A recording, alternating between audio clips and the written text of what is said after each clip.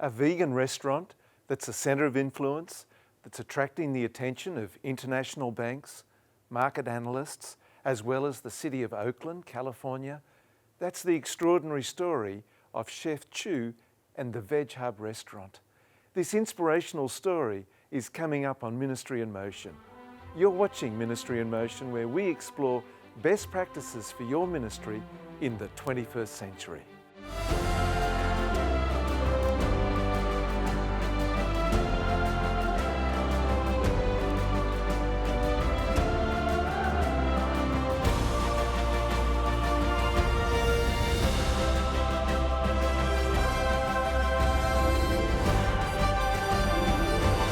Chef Chu, you're running an amazing centre of influence over in California. Tell us a little about it.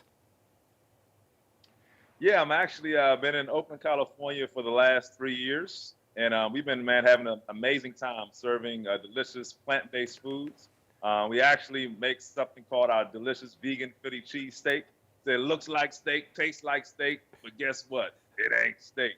So we've been actually using food as a ministry and a vehicle to reach souls. We realized Jesus, not only was he a carpenter, but he also was a chef. He fed the fishermen. He had the 5 loaves and 2 fishes cafe. And so we're doing the same thing, using food as a way to reach souls and reach hearts in Oakland, California. So you're using food as evangelism. Exactly. Yes, sir. Now, how did you get into this? What led to this? Well, I had an interesting story. I grew up I was a country boy. I grew up in Southern Maryland. And I was a country boy where I ate everything from fried chicken, ribs. I even ate squirrel. I literally was a true country boy. Okay. Ironically, my mom was actually raised Seventh-day Adventist. She wasn't practicing Adventism at the time, but she ended up sending me to church when I was a little boy. So I ended up learning about vegetarianism. I ended up going to potlucks and going to Sabbath, going to church on the Sabbaths when I was about 10 years old. And at that point, I got exposed to vegetarianism. Eventually, when I was 18, I became a Seventh-day Adventist and got super excited about the health message, and ended up becoming a vegan in 2001. Interesting, though, I wasn't really experiencing the fried chicken and stuff like that. So I began a journey to actually start experimenting on how to make my own veggie meats. And so again, I became a vegan again 2001 after I became a vegetarian, and I got pretty excited about making my own food products. And that started my journey literally in 2001, where I started developing my own. I believe I called it Better Chew Chicken and Better Chew Steak and different products. Man, I got really excited about the health message.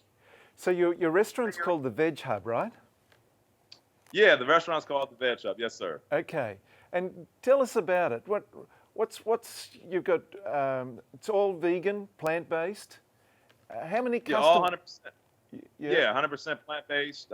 We get about every day about 100 to 120 customers per day inside the restaurant. So yeah, so we get a nice. We're in a neighbor. We wanted to make the restaurant a community kind of hub. It's called the Veg Hub because we wanted it to be a hub in the community. So literally, we actually are serving a community right in, it's called the Diamond District in Oakland. So it's literally designed to be a place where the community can come and get healthy food.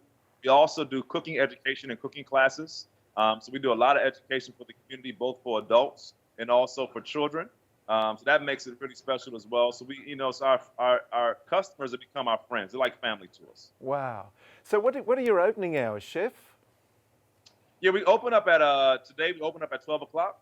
12 o'clock, we close at 8 p.m. So we start pretty early in the morning, around 7 o'clock in the morning. We start with our first crew. We typically, we open the restaurant at 12. We end at 8 p.m. So not only do we get the lunch, we also get that dinner crowd. We probably end up leaving the restaurant between 9:30 and 10 o'clock every day. Wow. How many are in the crew? We have about 5 to 6 people typically, about 3 full-timers, 2 to 3 part-timers. Right. Now, what days of the week are you opened? We actually have not a typical restaurant. Obviously, we're closed on the Sabbath. Our current hours have been Monday through Thursday. Obviously we are running it as a nonprofit, so we're not running 7 days a week, obviously, we still kind of have limited hours, so we're Monday through Thursday, which gives us time on the weekends to do more ministry and other activities. Okay. So how has that been? Are people disappointed that you're not open more and Sabbath observance? How's that worked for you? It's interesting. It leads to, on the positive side, it leads to a lot of great conversations about the Sabbath. People love our food. If you go on Yelp or if you go on Google, you'll see a bunch of 5-star reviews. But the reviews that we got that was actually a 1-star, 2-star, crazy enough because we weren't open enough for them. So they was mad because we were closed.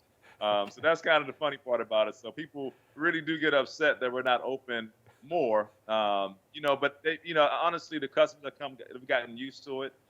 They respect it, and they appreciate the love that we bring to the community.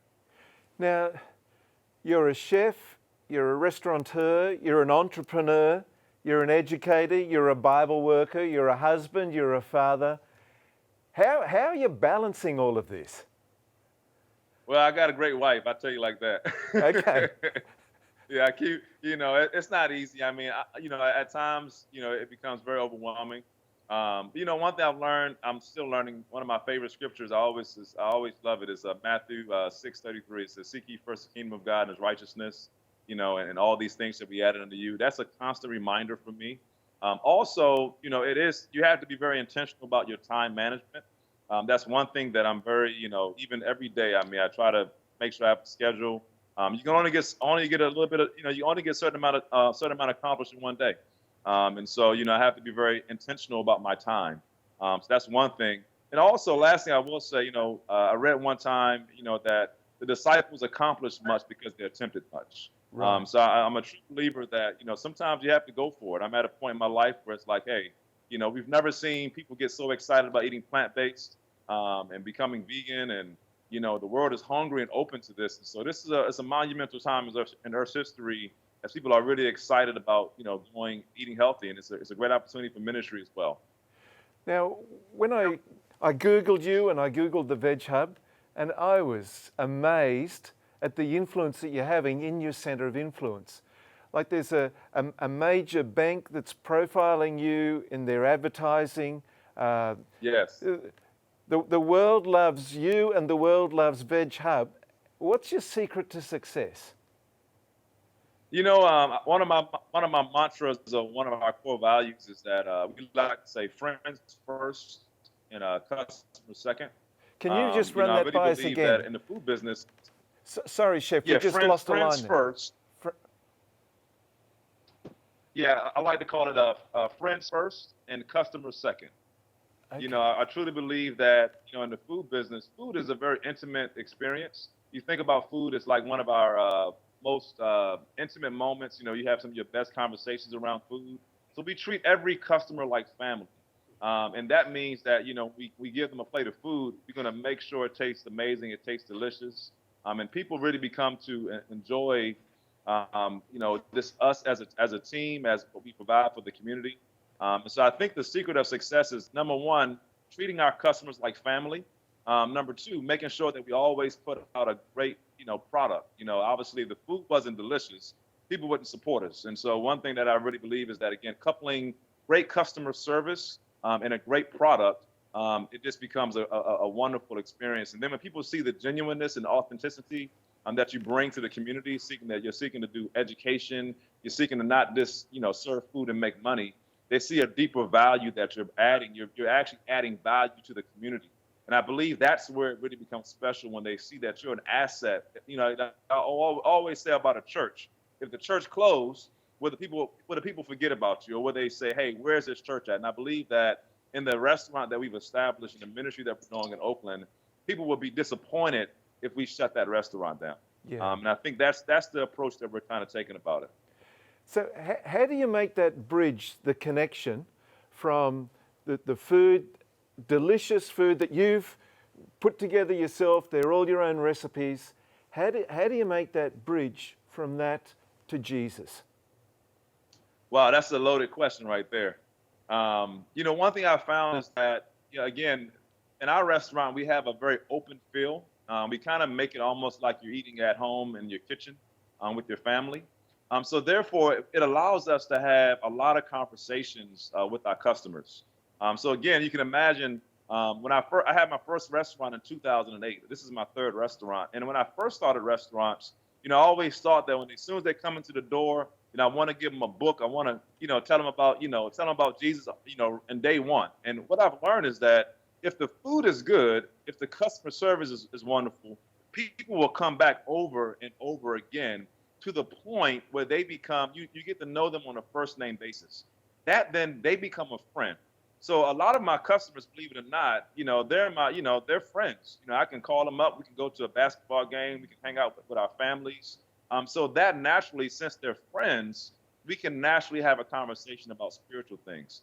Many people know that I do a lot of ministry. I've done a lot of work in churches. I've served as a lay pastor before, and so people know me as not only as a chef, but also, as a minister in the community. So that opens up natural conversations about God. People also ask us, why are we closed on Sabbath? And that opens up natural conversations. We've also been intentional in having Bible studies and having outreach opportunities on Friday evenings with the community. That's also been a segue to this, we people know we're Christians. And so we actually have events that we invite our community to come to. And we've had a lot of success with that as well. Can I just unpack that with you? So you have the Bible studies on Friday night. Is that in the restaurant, or do you go to a different location? No, the great thing about a restaurant, again, is we treat it like almost like coming to your kitchen, to your home. And so we have it right inside the restaurant. So like our dining area is like literally like our dining room, if you want to call it. And so we can have a conversation, have some great food for the community. And on the Friday nights, the food is free. So that's like a good draw, number one. Oh, wow. Yeah, so then at the same time, we have intentional, studies, whether it be about relationships, whether it be about something prophetic, or whether it be simply about this lifestyle, things that we're going through as young adults, or, whatever we're going through. We had one event that we had at our restaurant. We had a vision board party, on first of the year in January. And that was a really big draw. We kept it real spiritual. I actually gave a nice Vespers conversation. Everybody did their, vision board for the year.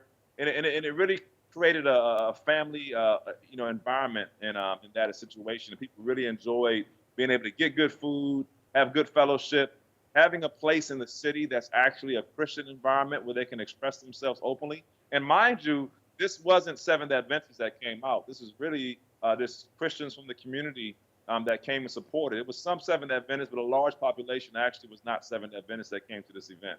Wow, that's so encouraging. That's really encouraging. So how many years have you been doing this now for, Chef? Yeah, I started my first restaurant in 2008, and that was back in Maryland. I ended up moving to Arkansas, started another restaurant. Interesting about Arkansas, I was actually a lay pastor in Arkansas, Louisiana conference. So I was a pastor, serving as a pastor in the community, and I also had a restaurant. So that was a really neat experience. I mean, and then eventually I got a call to start a center of influence in Oakland, California, with the Northern California Conference. Okay. So I've been here with this restaurant for the last 3 years. So it's been an amazing journey, difficult but very very beautiful along the way. And how do you see this developing into the future? I read years ago, 1902. Ellen White wrote about restaurants and the vision of having. She called it hygienic restaurants, and she saw a vision of them being all over the world.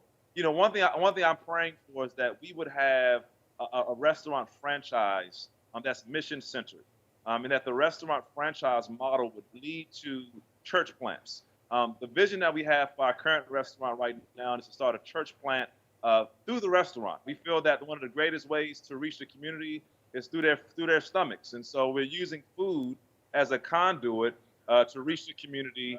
And with that, the goal is to start a church plant. And we're hoping to create a model that this can be, duplicated throughout different conferences around the country, that there can be another opportunity for young people to use their talents and their gifts for the Lord. Again, everybody's not going to be a pastor. Everybody's not going to be able to do church administration. But there's a lot of people that, want to do entrepreneurship, that want to do that I love to cook. And, as Ellen White said, the health messages are entering wedge when done correctly. And I feel like when you serve great food, you love on the community, and when you just simply just consistent, just educating the community, that's a powerhouse of ministry that can go so far in these times that we're living in. Yeah. Now, Chef, we'll need to wrap up soon, but please don't use any real names. But can you tell us a story of how you've impacted perhaps an individual, or how you've just experienced extreme satisfaction as a result of what you're doing? Yeah, I mean, it's a few. One story comes to mind. There's an individual. Again, I won't say his name, but he literally, I tell you, we have a young man that comes to our restaurant almost every day. Wow. To the point where, again, I can envision, this is last Thursday, we were closing up. He came to the restaurant. We closed at 8. He came to the restaurant around 7 o'clock. Now, mind you, he's not coming to eat. He's coming just for the fellowship. And so he's like the furniture at this point. We're literally every day he's coming to the restaurant. He's always asking questions about God. He asked me to give him counsel. He had a young lady he wanted to marry, and he's asking me questions about, spiritual questions about marriage. And so what I found is that, in the restaurant, individuals actually are some people are lonely. They want friendship. And it's amazing when this young man, he called me his best friend, and so I felt honored when he said that. But it let me know that what we're doing is so much greater than food.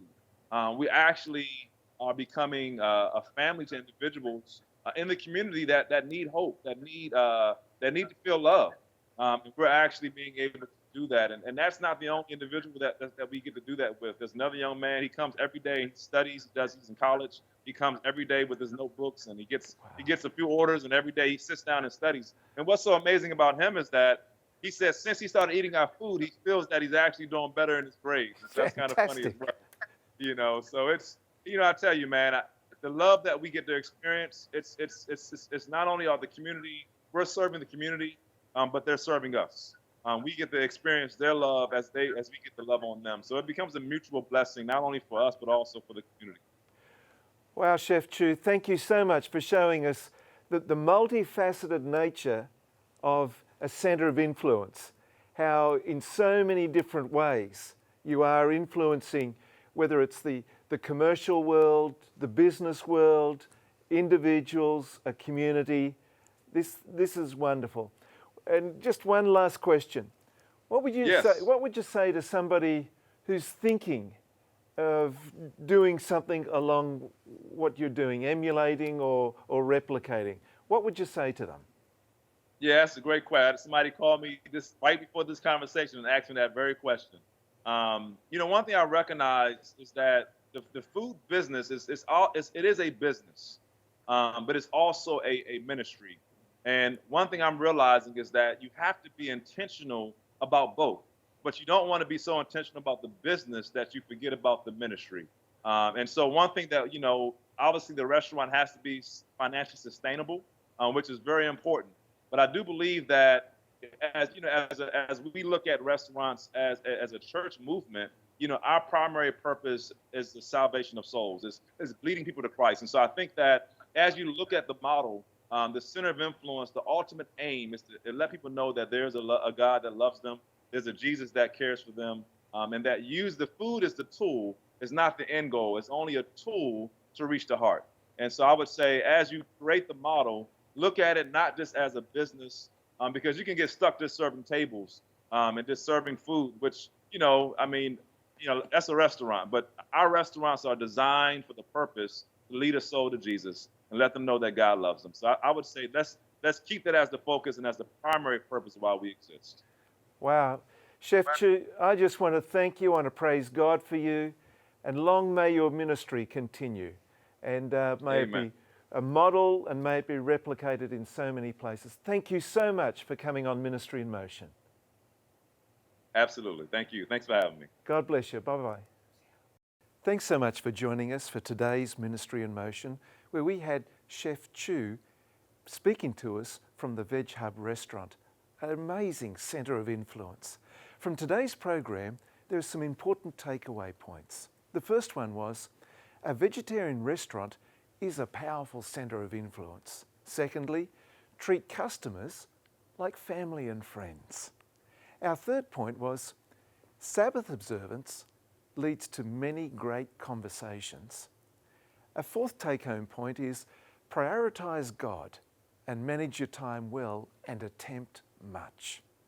Another point was, an excellent product combined with love makes a powerful difference.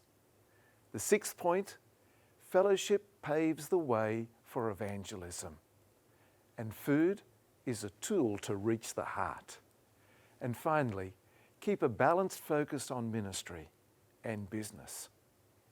Once again, thanks for joining us on Ministry in Motion. Until next time, may God bless you.